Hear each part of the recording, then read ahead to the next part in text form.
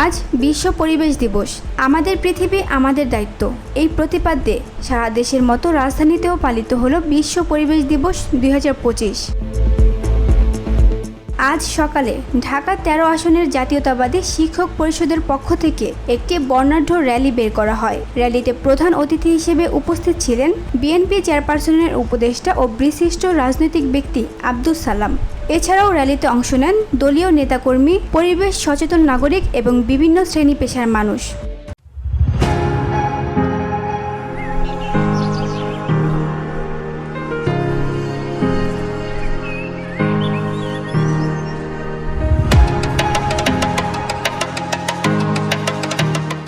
Rally শেষে আব্দুস সালাম সংক্ষিপ্ত বক্তব্য দেন। তিনি বলেন, পরিবেশ রক্ষায় আমাদের সবাইকে সচেতন হতে হবে। উন্নয়ন অবশ্যই প্রয়োজন, কিন্তু তা যেন প্রকৃতি ও পরিবেশ ধ্বংস করে না হয়।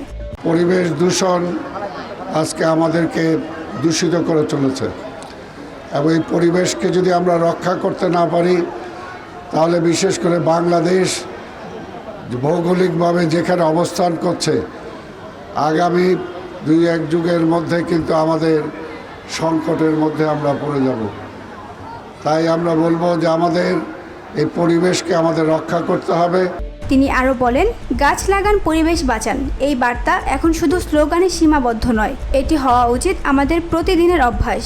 বিশ্ব পরিবেশ দিবসে এমন উদ্যোগ সাধারণ মানুষের মাঝে পরিবেশ বিষয়ে সচেতনতা বাড়াতে সহায়ক হবে বলে মনে করছেন সংশ্লিষ্টরা। VOD Bangla news desk.